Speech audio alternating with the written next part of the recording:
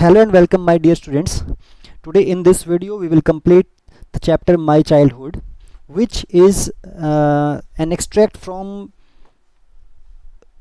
Wings of Fire, autobiography of the renowned person, the revered person APJ Abdul Kalam, who is known as the Missile Man. And in this chapter we can say he has tried to reveal the realities of the 19th century Indian society. बेटा इसके अंदर जो APJ Abdul कलाम हमारे president रहे farmer, उन्होंने या we can से उनकी ऑटोबायोग्राफी का एक एक्सट्रैक्ट है ये, और इसके अंदर जो पार्ट इंक्लूड किया गया उसके थ्रू हमें जो मैसेज मिलता है या उसके थ्रू वो क्या बताना चाह रहे होंगे, अगर उसको हम थोड़ा सा फोकस करें देन वी कैन से ही हैज़ ट्राइड, उसने कोशिश की है कि अपने जो पास्ट टाइम या एक मिनट बेटा वेट प्लीज, कि 19 सेंचुरी जो थी उसके दौरान हमारी इंडियन सोसाइटी के अंदर कैसा एक माहौल था, लोग कैसे रहते थे, ट्रेडिशनल जो फीलिंग्स होती थी वो एक दूसरे के लिए या किसी धर्म के अकॉर्डिंग कैसे एक दूसरे को डिवाइड उन्होंने किया हुआ था. और इसके थ्रू आई थिंक सो कि वो ये कहना चाहते हैं कि हमें जो आपस में मेल झोल या एक दूसरे के साथ में किस तरीके से कंट्रीब्यूट करके रहना चाहिए और उससे क्या बेनिफिट होते हैं, उन चीज़ों को शायद उसने हाईलाइट करने की कोशिश की. और उसमें एक एग्जांपल ये भी साथ साथ दिख रहा है कि कोई भी चीज़ किसी भी मैटर के अंदर अगर आप एक रिवोल्यूशन चाहते हो, अगर उसमें चेंज चाहते हो, तो ये हम पर ही डिपेंड करता है. छोटी छोटी शुरुआत जो होती हैं वही एक बड़ा बदलाव लेकर आती हैं. So I think it is the main message which is conveyed through this chapter by the writer. Okay, so let me start it here now. My childhood, title लिया मेरा बचपन, क्योंकि इस चैप्टर के अंदर जो भी बातें इंक्लूड की हैं, जो भी टाइमिंग है, किस समय की बातें उन्होंने शेयर की हैं, वो सारी उनके बचपन की हैं. That's why the title is given my childhood. Can you think of any scientist who have also been statesman? क्या आप किसी एक ऐसे साइंटिस्ट के बारे में जानते हो जो कि एक राजनेता भी, एक स्टेट्समैन भी रहा हो, एक पॉलिटिशियन भी रहा हो? APJ Abdul Kalam whose projects in space, APJ Abdul Kalam जिनके प्रोजेक्ट्स जो स्पेस के लिए उन्होंने किए थे या डिफेंस के लिए फील्ड में किए एंड न्यूक्लियर टेक्नोलॉजी की फील्ड में जो किए उन्होंने, guided India into the 21st century. उन्हीं प्रोजेक्ट्स ने इंडिया को गाइड किया, 21st सेंचुरी तक उन्होंने पहुंचाया. बिकेम आवर 11th प्रेसिडेंट, और वही हमारे 11th प्रेसिडेंट बने इन 2002. इन हिज ऑटोबायोग्राफी, और उनकी जो ऑटोबायोग्राफी है वो विंग्स ऑफ फायर, क्या नाम था? Wings of fire. As I told you previously in the beginning of the video कि ये जो पार्ट है ये विंग्स ऑफ फायर उनकी ऑटोबायोग्राफी या जो है उसका ही पार्ट है. तो he speaks of his childhood, वो अपने बचपन के बारे में कुछ बताते हैं, and that is given here, और वही यहाँ पे दिया हुआ है. I was born into a middle class Tamil family, and he says, if someone asks you who is I in this line or in this chapter, then you can say APJ Abdul Kalam is the narrator, and I, or you can say this personal pronoun is used for him. It refers to APJ Abdul Kalam. Okay, I was born into a middle class Tamil family, and he says, वो कहते हैं कि उनका जन्म जो था एक middle class family के अंदर, तमिल फैमिली के अंदर हुआ, in the island town of Rameswaram. Rameswaram का जो टापू था, जो द्वीप था, उसके ऊपर. इन द अर्स्ट वाइल का मतलब होता है लॉन्ग एगो, बहुत पहले, जो पुराने टाइम का, जो मद्रास था, मद्रास स्टेट था, उसके अंदर. यहाँ पे वैसे दिया हुआ है अर्स्ट वाइल लिखा है, फॉर्मर, जस्ट राइट मीनिंग है बिल्कुल बेटा ये भी. And my father Jainul Abidin had neither much formal education nor much wealth. ना तो उन्होंने ज़्यादा फॉर्मल एजुकेशन ली थी और ना ही उनके पास ज़्यादा कोई वेल्थ का मतलब हम कह सकते हैं कि धन दौलत जो होती है, इस तरह की चीज़ें जो होती वो उनके पास नहीं थी. डिस्पाइट दिस डिसएडवांटेजेस, इन सभी कमियों के बावजूद भी, ही पजेस्ड ग्रेट इन्नेट विजडम, उनके पास फिर भी ही पजेस्ड ग्रेट इन्नेट का मतलब होता है जन्मजात, विच इज़ जो किसी के अंदर जन्म से ही हो, है ना। यहाँ पे कुछ दिया हुआ है वैसे। Innate means inborn, yes correct. A quality of और फीलिंग इन वंस नेचर, जो जन्म से ही किसी की नेचर के अंदर हो।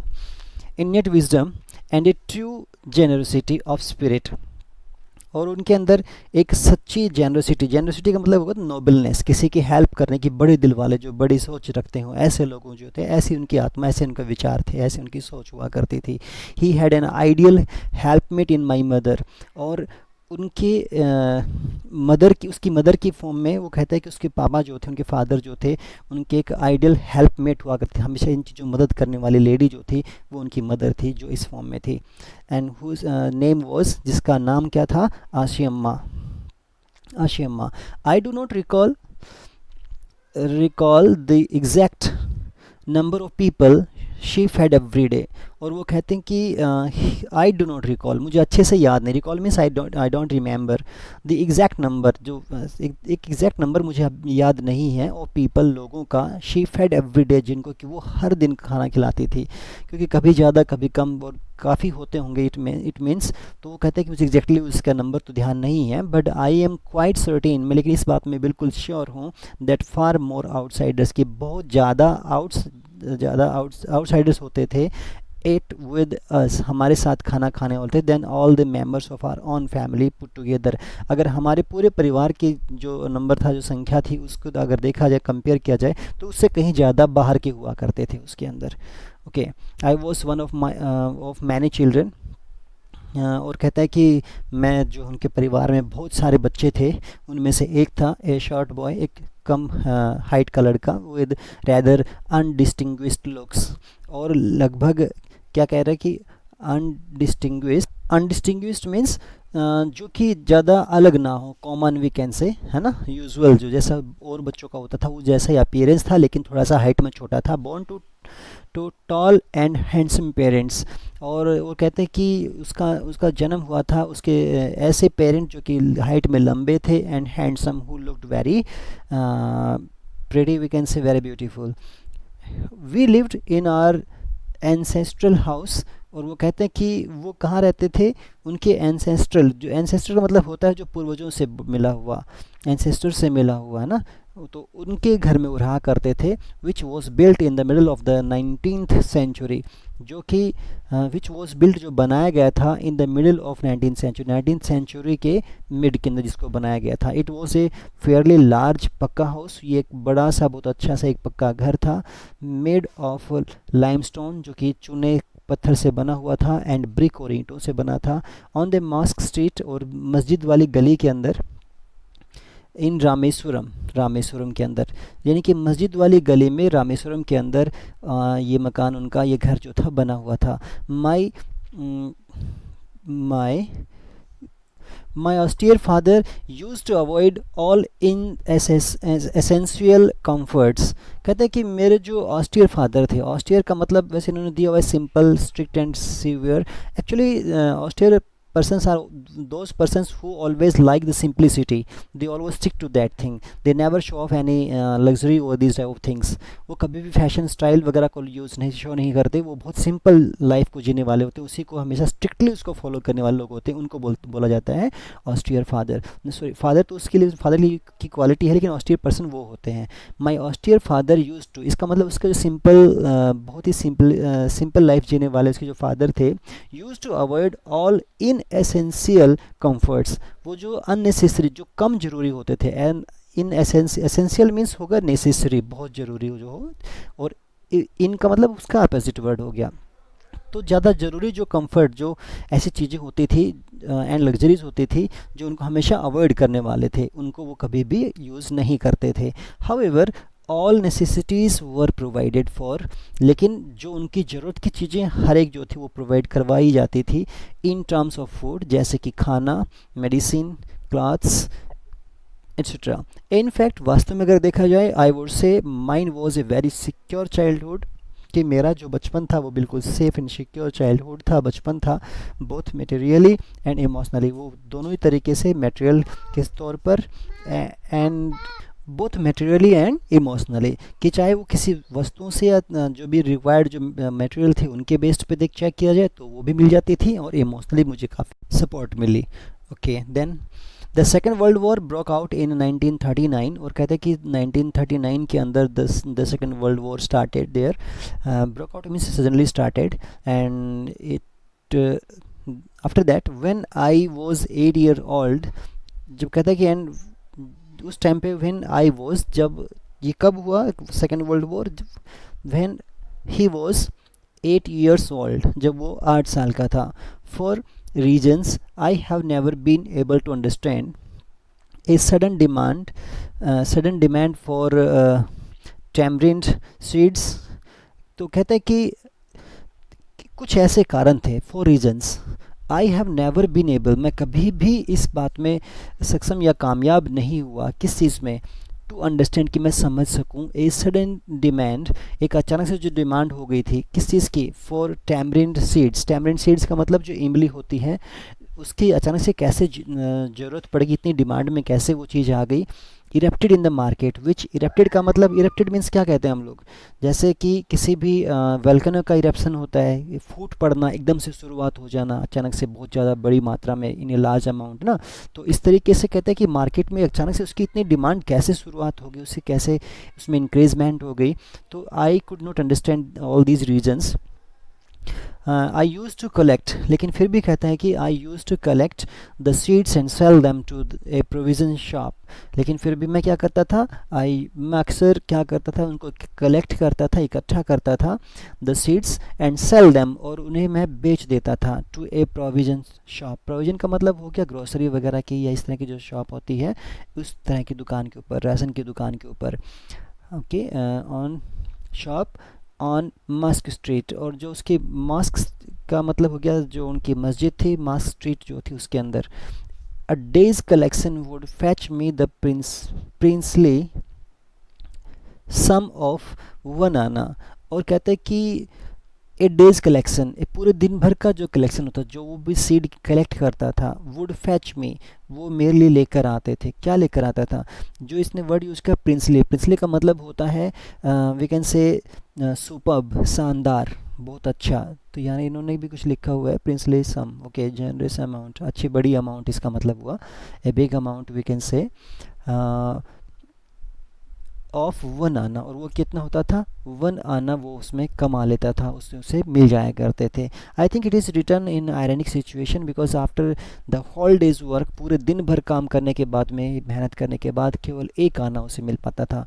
तो my brother in law Jalaluddin वो टेल मी स्टोरीज, कहता है कि मेरे ब्रदर जो जलालुद्दीन जो थे, ब्रदर इन लॉ जो जलालुद्दीन थे, टेल मी स्टोरीज, वो मुझे स्टोरीज बताया करते थे, अबाउट द वॉर, किसके बारे में, वॉर के बारे में, which I would later attempt to trace in the headlines in Dinamani, और जिनको कि मैं बाद में कुछ समय बाद देख पाता था, ट्रेस कर पाता था, कहाँ पे, इन द हेडलाइंस, हेडलाइंस के अंदर, कौन सी वाली हेडलाइंस, किसकी headlines, Deen money, it I think it is the name of a newspaper, है ना। तो उसके अंदर वो बाद में लेटर, यानी कि नेक्स्ट डे कह सकते हैं या बाद में दिन में कह सकते हैं, कि वो उसको देख पाता था, उन्हीं न्यूज़ को, उसी न्यूज़ को उस न्यूज़पेपर के अंदर हेडलाइन की फॉर्म में।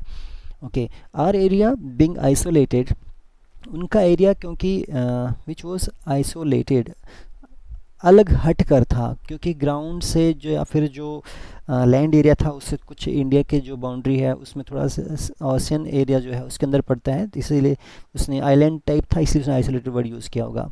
Was completely unaffected by the war, वो पूरी तरीके से अनअफेक्टेड था वॉर से। But soon India was force to join the allied forces, लेकिन जल्द ही जो इंडिया वॉज फोर्स, इंडिया को पर दबाव डाला गया, उसे फोर्स किया गया to join the allied forces, allied forces को ज्वाइन करने के लिए, and something like a state of emergency was declared to join the allied forces. Allied forces कौन सी फोर्सेस थी, जो उस सेकेंड वर्ल्ड वॉर के ड्यूरेशन के अंदर, वो कह रहे हैं कि जो यूनाइटेड की ब्रिटेन, यूएसए और रशिया की जो फोर्सेस थी, तो वो कह रहे हैं कि उनके साथ में मिलकर इन्हें भी वहाँ पे क्योंकि इंडिया को भी उसमें शामिल होना पड़ा था, यहाँ की जो आर्मी थी या यहाँ के जो सोल्जर्स थे वो भी उसमें एक तरह से ज़बरदस्ती भेजने पड़े थे, क्योंकि इंडिया जो था वो ब्रिटेन के अंडर था उस टाइम पे। तो इस कारण से इन्होंने इस चीज़ को इंक्लूड किया। And something like a state of emergency was declared, और एक तरीके से इमरजेंसी की सिचुएशन जो थी यहाँ पे डिक्लेयर कर दी गई। The first casualty came in the form of the suspension of the train halt at Rameswaram station. पहली जो कैजुअलिटी, पहली जो प्रॉब्लम हुई उनको, जो कि उन्हें देखने को मिली in the form of the suspension of the train, कि उनके वहाँ पे जो ट्रेन का हॉल्ट था, जो एक ट्रेन वहाँ पे स्टे करती थी थोड़ी देर के लिए, वहाँ पे उनका ट्रेन का जो स्टॉप था वो वहाँ पे कैंसिल कर दिया गया, सस्पेंड कर दिया गया। एंड वो कहाँ पे था? एट रामेश्वरम स्टेशन, जो रामेश्वरम स्टेशन पे हुआ करता था। The newspaper now had to be bundled and thrown out from the moving train. अब जो न्यूज़पेपर्स थे वो उन्हें कैसे उन तक पहुंचा जाता है? पहले ट्रेन रुकती थी, उससे आराम से वो लेकर आते थे, उसको फिर वहाँ पे वो एक तरह से डिस्ट्रीब्यूट कर दिया करते थे। लेकिन अभी क्योंकि ट्रेन रुक नहीं रही है, तो जो न्यूज़पेपर्स थे उन्हें बंडल के फॉर्म में बांध के उनको फेंक दिया जाता था। कैसे कहा? The newspaper now had to be bundled, उन्हें उनका बंडल बनाया जाता था, एंड थ्रॉन आउट, और उन्हें फेंक दिया जाता था, out from the moving train, चलती हुई ट्रेन के अंदर से ही बाहर फेंक दिया जाता था। On the Rameswaram road, Rameswaram road के ऊपर, बिटवीन रामेश्वरम एंड धनुषकौडी, ये कोई जगह का नाम है ये भी, तो इसके बीच में कोई रोड था और वहाँ पे उसको फेंक दिया था। That first my cousin Shamsuddin, जो उसका कज़न था, उस चीज़ ने उसके कज़न शमसुद्दीन को फोर्स किया, किस चीज़ के लिए? हु डिस्ट्रीब्यूटेड न्यूज़पेपर, जो कि न्यूज़पेपर्स को डिस्ट्रीब्यूट किया करता था इन रामेश्वरम, रामेश्वरम में, to look for a helping hand, कि उसे एक मदद करने वाले के इंसान की ज़रूरत पड़ी, टू कैच द बंडल्स, कि वो बंडल्स को कैच कर सकें। एंड एज इफ़ नेचुरली, और क्योंकि जैसे कि नेचुरली अगर देखा जाए, आई फिल्ड द स्लॉट, और मैंने ही फिर उस स्लॉट को, उस स्पेस को फिल अप किया, उस जगह की पूर्ति मैंने की, वो काम फिर मैंने कंप्लीट करवाया। Shamsuddin helped me earn my first wages, और शमसुद्दीन ने मेरी मदद की मेरी पहली वेजेस, मजदूरी को कमाने के अंदर। हाफ ए सेंचुरी लेटर, लगभग आधी सेंचुरी बीत चुकी है, उसके बाद भी I can still feel the surge of pride, अभी भी मैं महसूस कर सकता हूँ। द सर्ज का मतलब होता है एक लहर, एक आवेश, एक आवेग कह सकते हो हिंदी में, और अगर आप इसको इंग्लिश में कहे तो कह सकते हैं वेव, टाइड, फ्रीक, स्ट्रीक, है ना, ऐसी इस तरह के वर्ड उसमें यूज़ कर सकते हो। फ्रीक की स्पेलिंग होती है FREAK, एंड स्ट्रीक की होती है STREAK। टाइड आपको पता ही है TIDE होती है। तो ये सभी एक आवेश, एक आवेग जो है, एक्साइटमेंट जो है, उस गर्व का, प्राइड का, उससे कहता है कि मैं अभी भी इतने लॉन्ग टाइम के बाद भी इसको महसूस कर सकता हूँ। In earning my on money, जिसमें जो कि मैंने कब महसूस किया? वो गर्व जब मैंने खुद अपना एक पैसा, अपनी तरफ से खुद कुछ पैसा कमाया था, फॉर द फर्स्ट टाइम, पहली बार। एवरी चाइल्ड इज़ बॉर्न, हर जो बच्चा है उसका जन्म होता है, विद सम इनहेरिटेड कैरेक्टरिस्टिक्स, कुछ इनहेरिटेड का मतलब हुआ जो कि ऑलरेडी अपने अंदर जो समाहित रखता है, इनहेरिट करता है, जो अपने जो कि वंशज जो हैं उनसे मिलता है, अपने पेरेंट्स से मिलता है ना, तो वो सभी कैरेक्टरिस्टिक्स उसके अंदर होती हैं। Into a specific socio economic, और किसी विशेष, स्पेसिफिक मीन्स किसी पार्टिकुलर, सोशियो इकोनॉमिक, सोशल और इकोनॉमिक, जो सामाजिक और आर्थिक जो एक माहौल होता है, एंड इमोशनल इन्वायरमेंट, और एक भावनात्मक जो माहौल होता है, and trend in certain veg, और जिन्हें कि ट्रेंड किया जाता है एक विशेष तरीक़ों से, by figures of authority. Figures of authority का मतलब हो गया कि जो उनके बड़े हैं, एल्डर वन है, जो कि वो जो लोग हैं उनके द्वारा। तो ये सारी चीज़ें किसी बच्चे को वहाँ पे प्रभावित करती हैं, बल्कि कुछ चीज़ें होती हैं जो उसके अंदर ऑलरेडी होती हैं। आई इनहेरिटेड ऑनेस्टी, मेरे अंदर जो बचपन से जो कि मेरे अंदर था वो क्या था? ऑनेस्टी थी, जो मुझे मेरे पूर्वजों से मिली, एंड सेल्फ डिसिप्लिन, और सेल्फ डिसिप्लिन था, फ्रॉम माई फादर, जो कि मेरे फादर से मिला, फ्रॉम माई मदर, मेरी मदर से मिला। आई इनहेरिटेड फेथ इन गुडनेस, और मेरा एक विश्वास था, इनहेरिटेड का मतलब मुझे ये भी मिला, क्या मिला? कि मैं विश्वास करूं गुडनेस के अंदर, अच्छाई के अंदर, एंड डीप काइंडनेस, और गहरी दया के अंदर, and so did my 3 brothers, और यही चीज़ें मेरे ब्रदर्स एंड सिस्टर के अंदर भी हुआ करती थी। आई हैड 3 क्लोज फ्रेंड्स, मेरे 3 क्लोज फ्रेंड्स थे, इन माई चाइल्डहुड, मेरे बचपन के अंदर। क्या क्या नाम थे? रामानंद शास्त्री, अरविंदन एंड शिव प्रकाशन। ये सभी कहता है कि उसके 3 दोस्त थे। And as you can see all of three, all of these friends were, they belong to Hindu community. So all these boys were from Orthodox Hindu ब्राह्मण फैमिलीज। ऑर्थोडॉक्स मीनिंग क्या होता है? ऑर्थोडॉक्स का मतलब होता है ट्रेडिशनलिटी, जो कि एक रूढ़िवादी जो कहते हैं, जो बिल्कुल अपने धर्म के अगेंस्ट या नहीं जा सकते, जो उसके अकॉर्डिंग, उसके रूल नियम जो भी हैं उनके अकॉर्डिंग उनको फॉलो करने वाले होते हैं, परंपराओं के अकॉर्डिंग चलने वाले होते हैं, उनको बोलते हैं ऑर्थोडॉक्स। जिसमें ट्रेडिशनल या पारंपरिक चीज़ें होती हैं उनका फॉलो करना बहुत ज़रूरी होता है, वो उससे कहीं भी डाइवर्ट नहीं होते। तो ऐसे परिवार से, ऐसे परिवारों से जो बिलोंग करते थे, ब्राह्मण परिवार, जो कि हिंदुओं में सबसे ज़्यादा धर्म को उस टाइम पे फॉलो करवाने वाले या फॉलो करने वाले होते थे। एज चिल्ड्रन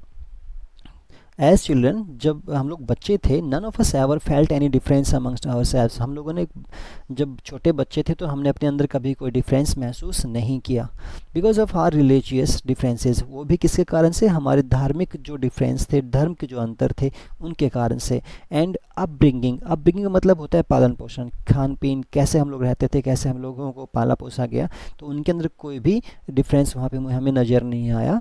इनफैक्ट वास्तव में देखिए, Ramanand Shastri was the son of पक्षी लक्ष्मण शास्त्री। रमन शास्त्री जो थे वो बेटे थे किसके?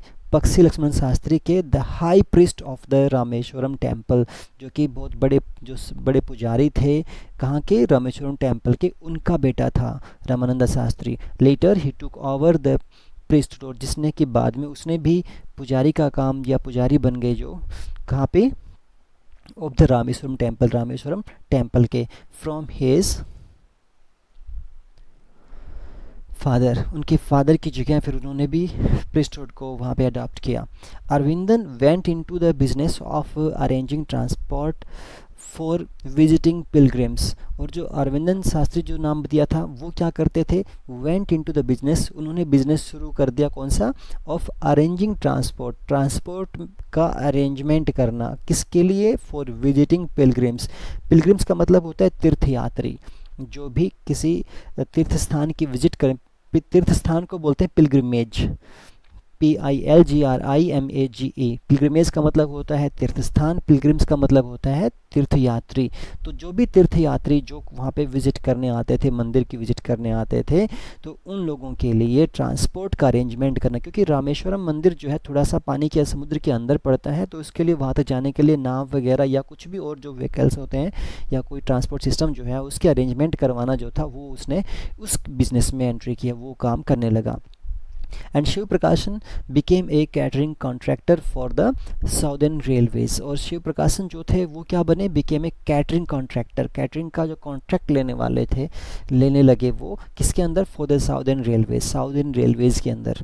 During the annual Sri Sitarama Kalyanam ceremony, यानी कि वार्षिक जो श्री सीताराम कल्याणम जो सेरेमनी होती थी, उसके दौरान our family used to arrange boats, हमारा परिवार जो था वो क्या करता था कि वो बोट्स अरेंज किया करता था, with a special platform for carrying idols of the lord from the temple to the marriage site. और वो भी किस लिए?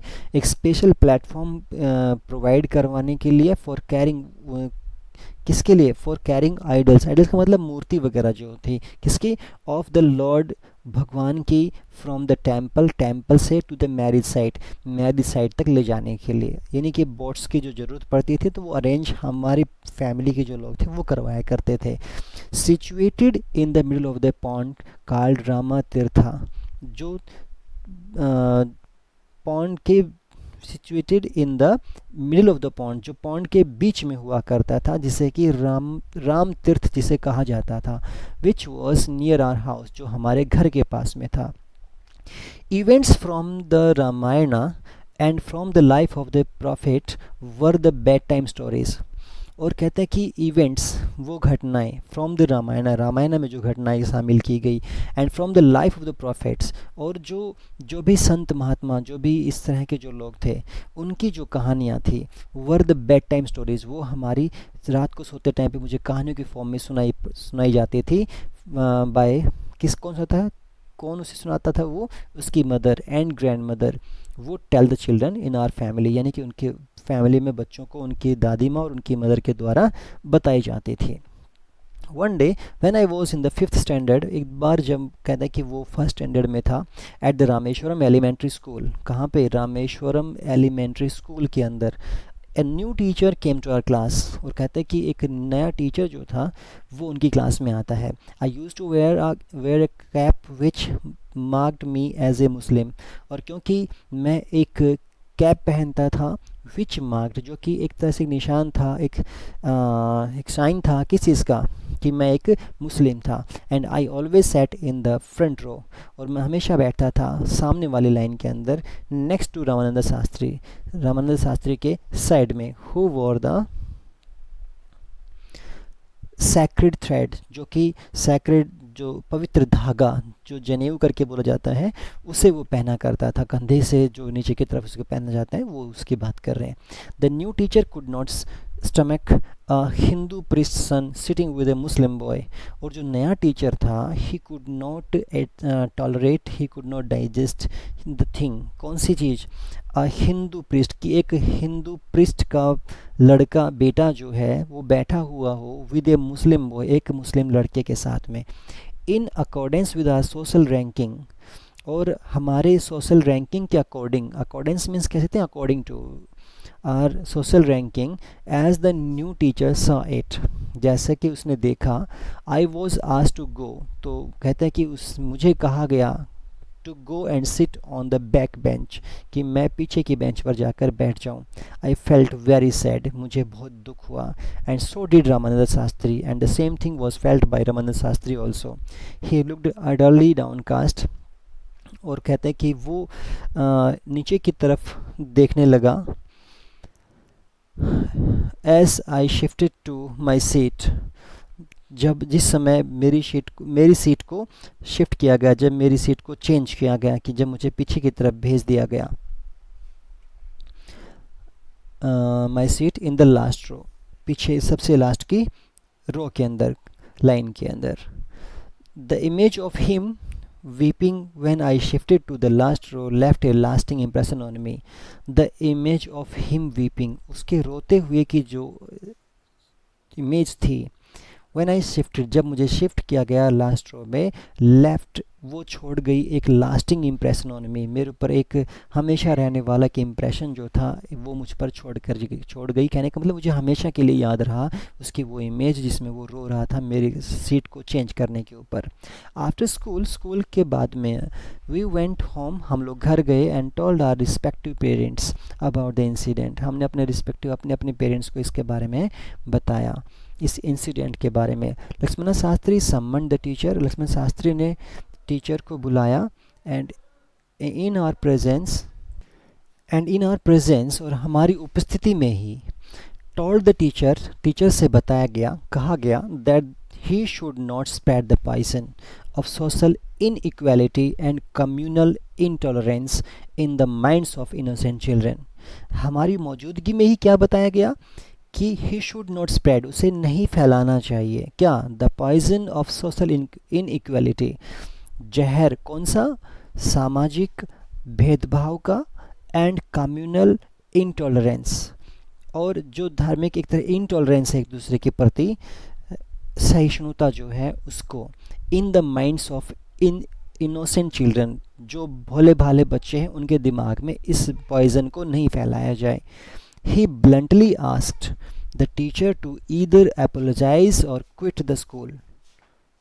उसके फादर ने बिल्कुल स्पष्ट तरीके से, प्लेनली, ब्लंटली का मतलब जिसमें कोई भी डेलिकेसी ना हो, ज़्यादा कुछ उसमें शिष्टाचार ना हो, बिल्कुल सीधे से ये बोला उनसे कि the teacher to either apologise, क्या या तो वो माफ़ी मांगे, और या फिर क्विट द स्कूल, या फिर स्कूल छोड़ दे, एंड द आइलैंड, और उस आइलैंड को छोड़ दे। Not only did the teacher regret ना केवल टीचर ने वहाँ पे पश्चाताप महसूस किया हिज बिहेवियर, अपने उस बिहेवियर के लिए, but the strong sense of conviction Lakshman Shastri conveyed ultimately reformed this young teacher. यानी कि बट द स्ट्रॉन्ग सेंस, बल्कि इसके साथ साथ एक बहुत ही स्ट्रॉन्ग एक सेंस किसकी, ऑफ कन्विक्शन। कन्विक्शन का मतलब क्या था? Conviction means a strong opinion और बिलीफ, एक बहुत ही स्ट्रॉन्ग ओपिनियन, एक और बिलीफ, एक मान्यता जो थी लक्ष्मण शास्त्री ने कन्वे की, उसको समझाई, अल्टीमेटली रिफॉर्म, और उसके कारण से क्या हुआ, the young teacher was completely reformed, वो पूरी तरीके से चेंज हो गया, बदल दिया गया। यानी कि उसके जो ख्याल थे, उसके जो आइडियाज़ थे, कम्प्लीटली ट्रांसफॉर्म हो गए। He was transformed into a very kind person who always look everyone in a same way, किसी में कोई भेदभाव ना करने वाला हो। ओके, आफ्टर दैट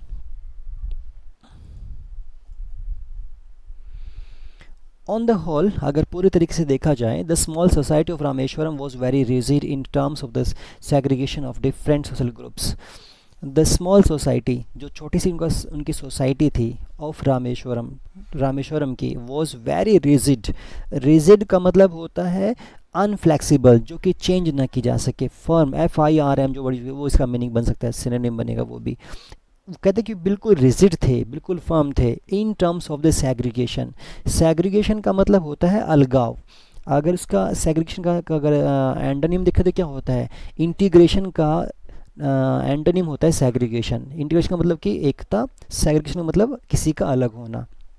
तो सेग्रीगेशन के मामले में जो रामेश्वरम की सोसाइटी थी वो बहुत ही अडिग थी हैं ऑफ डिफरेंट सोशल ग्रुप्स, वो भी अलग अलग जो सोशल ग्रुप्स थे उनके मामले में।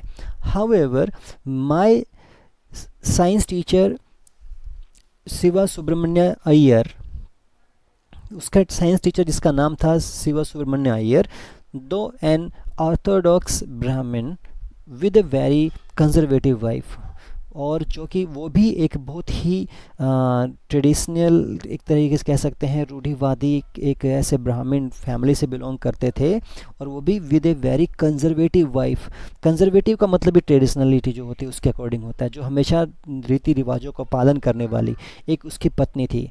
Was something of A rebel, और वो एक तरीके से जैसे क्योंकि रेबल होते हैं विद्रोह करने वाले, अगर उसके खिलाफ कोई जाए तो ऐसे एक लेडी थी। He did his best to break social barriers, उसने अपना बेस्ट किया किस चीज़ में, टू ब्रेक सोशल बैरियर्स, उसकी ये सोशल जो बैरियर्स हैं, जो रुकावटें हैं आपस में लोगों के बीच में, उन्हें तोड़ा जाए, उन्हें हटाया जाए, उसके लिए उसने अपना बेस्ट किया। So that people from varying background, ताकि जो लोग हैं जो डिफरेंट बैकग्राउंड से हैं, कुड मिंगल ईजिली, जो कि आपस में एक दूसरे से ईजिली मिक्स हो जाएं, मेल मिलाप से रहें। He used to spend hours with me, वो घंटों मेरे साथ रहते थे। एंड वुड से, और मुझसे कहा करते थे, Kalam I want you to develop, so that, मैं तुम्हें इसलिए डेवलप करना चाहता हूँ, so that you are on par with the highly educated people, कि आप उनके इक्वल हो जाओ। यहाँ पे PAR जो वर्ड यूज़ किया, इसका मतलब क्या होगा, equality. With the highly educated people, जो बहुत ज़्यादा एजुकेटेड पीपल हैं, आप उनके समान हो जाएं, उनके अकॉर्डिंग, उनके इक्वल आप पहुंच जाएं, ऑफ द बिग सिटीज़, बड़े शहरों के। One day he invited me to his home, एक दिन उसने मुझे अपने घर पर इन्वाइट किया फॉर ए मील, खाने के लिए। His wife was horrified at the idea of a Muslim boy being invited to dine in her ritually pure kitchen, और उसकी वाइफ जो थी वो बहुत ज़्यादा डर जाती है, हॉरिफाइड एट द आइडिया, किस बात पे, इस आइडिया पे, इस ख्याल पे, कौन से, ऑफ ए मुस्लिम बॉय, कि एक मुस्लिम लड़के को बीइंग इन्वाइटेड, उसे इन्वाइटेड किया जा रहा है टू डिनर के लिए। यहाँ पे डाइन मीन्स क्या कहेंगे, for the dinner. Okay, and then in her ritually pure kitchen, उसका जो रिचुअली प्योर जो किचन था, रिचुअली का मतलब क्या होता है, जो कि अपने रीति रिवाज, अपने जो धर्म के जो भी नियम है उनके हिसाब से जिसे बिल्कुल प्योर रखा गया था, ऐसे किचन के अंदर किसी एक मुस्लिम धर्म के बच्चे को, लड़के को बुलाकर उसे खाना खिलाया जाएगा, इस बात से बिल्कुल डर जाती है, उसे बड़ा अजीब महसूस होता है। She refuse to serve me in her kitchen, वो मुझे अपने किचन में खाना खिलाने से, सर्व करने से मना कर देती है।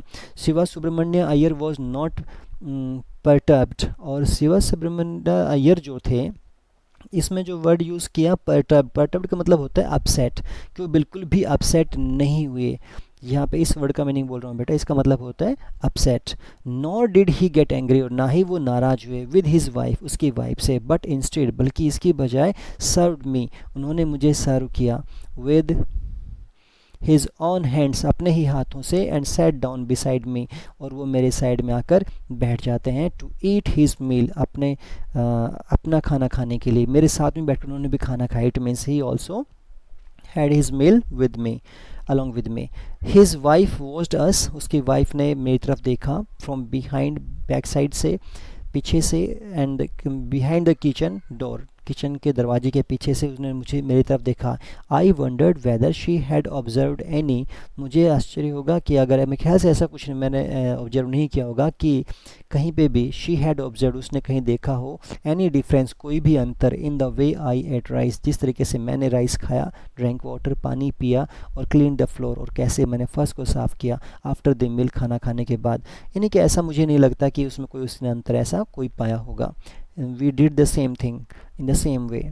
When I was leaving his house, और जब मैं उसका घर से जा रहा था, Shiva Subramania Iyer invited me to join him for dinner again, उसने मुझे दोबारा से डिनर के लिए इनवाइट किया, नेक्स्ट वीक के लिए।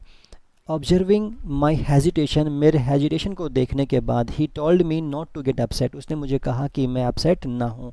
सेइंग, ये कहते हुए, once you decide to change the system, एक बार तुमने सिस्टम को चेंज करने के लिए डिसाइड कर लिया, such problems have to be confronted, तो उसके लिए तुम्हें इन चीज़ों का सामना करना पड़ेगा। कन्फ्रंटेड का मतलब होता है टू बी फेस्ड, इनका मुकाबला किया जाएगा।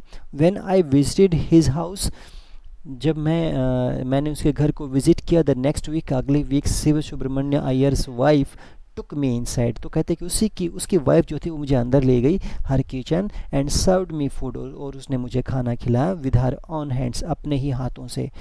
Then the second world war was over, उसके बाद सेकेंड वर्ल्ड वॉर ख़त्म हो गया था, and India's freedom was imminent, और इंडिया का जो फ्रीडम था, it seemed close nearer, we can say. अब उसका जो अपने इंडिया का जो फ्रीडम था, स्वतंत्रता जो थी, वो नज़दीक दिखने लगी थी। ठीक है। Indians will build their own India, declared Gandhi ji, Gandhi ji ने डिक्लेयर किया कि इंडियन जो है वो अपने खुद का इंडिया बनाएंगे। The whole country was filled with an unprecedented optimism, जो पूरा जो कंट्री था, वॉज फिल्ड, वो भर गया था, विद एन प्रेसिडेंटेड का मतलब होता है which did not ever known, we can say, जिसे कभी भी देखा ना गया हो, which is not ever felt, है ना, कभी महसूस ना किया गया हो, नेवर डन और known before, we can say. Meaning अगर नोट करना चाहो तो क्या कह सकते हो, नेवर डन और नॉन बिफोर। ओके। ऐसे ऑप्टिमिज्म के थ्रू, ऐसा ऑप्टिमिज्म लोगों में महसूस किया गया। ऑप्टिमिज्म का मीनिंग अगर चेक करो तो क्या होगा, होपफुलनेस, उम्मीद जो थी, ऐसी उम्मीद लोगों के अंदर जगी जो कि इससे पहले कभी नहीं देखी गई। I asked my father for permission, मैंने अपने फादर से परमिशन ली, टू लीव रामेश्वरम, कि मैं रामेश्वरम से जाना चाहता हूँ, यहाँ से बाहर जाना चाहता हूँ। किस लिए, and study at the district headquarters, और मैं पढ़ना चाहता हूँ डिस्ट्रिक्ट हेडक्वार्टर्स के अंदर, इन रामनाथपुरम के अंदर। He told me as if thinking aloud. He told me, उसने मुझसे कहा, as if thinking aloud, जैसे कि वो बहुत तेज आवाज़ में, जैसे वो सोच रहे हों। Abul, I know you have to go away to grow. मुझे पता है कि तुम्हें जाना पड़ेगा बाहर, to go away, दूर जाना होगा, to grow, अपने विकास के लिए, अपने सक्सेस के लिए। Does the seagull not fly across the sun? क्या जो सीगल बर्ड होता है वो फ्लाई नहीं करता अक्रॉस द सन, पूरे सन के इधर से उधर, जो बहुत काफ़ी लंबी दूरी को वो कवर करता है, अलोन, अकेले, एंड विदाउट ए नेस्ट, और बिना किसी घोंसले के, अपने घर से दूर। He quoted Khalil Gibran to my hesitant mother, उसने ये बात जो थी मेरी इस राइटर की, जो अमेरिकन राइटर है, उसकी ये बात मेरी हेजिटेंट मदर से कही। Hesitant means because his mother was not ready to allow her child to go away from the house, है ना, अपने घर से जाने देना नहीं चाहती थी। सो दैट्स वाई उसने कहा हेजिटेंट मदर। उसने कैसे समझाया उसने मेरी माँ को, वो कहता है कि उसने उसके फादर ने कहा your children are not your children, तुम्हारे बच्चे वास्तव में देखें तो तुम्हारे खुद के तुम्हारे बच्चे नहीं हैं, they are the sons and daughters of life's longing for itself. वो अपने आप में ही जीवन की इच्छाओं के, लॉन्गिंग का मतलब होता है डिज़ायर्स, तो लाइफ की जो इच्छाएं होती हैं, लाइफ की ज़रूरतें जो होती हैं, उनके उनके बेटे और बेटियां हैं, उनके अपने जीवन की अपनी इच्छाएं हैं। दे come through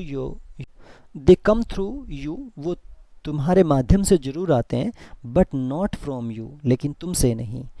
you may give them your love, तुम उन्हें अपना प्यार दे सकते हो, बट नॉट योर थॉट्स, लेकिन अपने विचार नहीं थोप सकते। For they have their on thoughts, क्योंकि उनके अपने विचार होते हैं, उनकी अपना जीवन होता है, अपनी एक लाइफ स्टाइल होती है। सो उन्होंने उसे समझाया कि उसे वहाँ से जाने देना चाहिए ताकि वो आगे जाके सक्सेस हो सके, अपना करियर जो है उसे बिल्ड कर सके।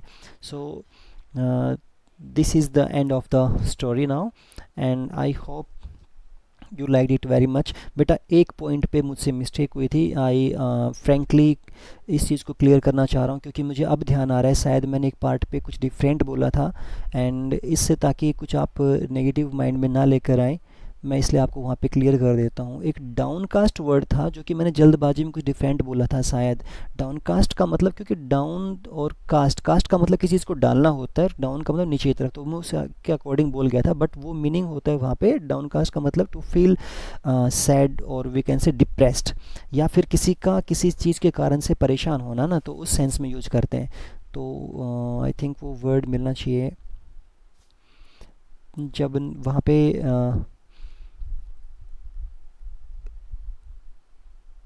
Downcast, correct. देखो ही लुक्ड अटरली डाउनकास्ट, कि वो उसने देखा।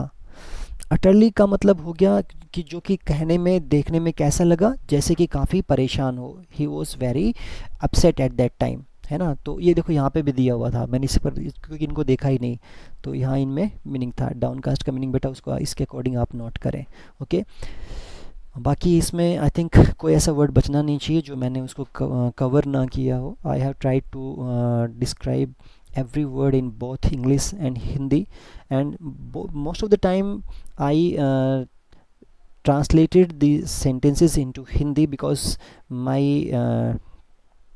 many of the students are from North India and from a school which uh, don't know everything in English, so don't take it otherwise, है ना। And I hope you will get a benefit of this video also. Thank you very much, take care.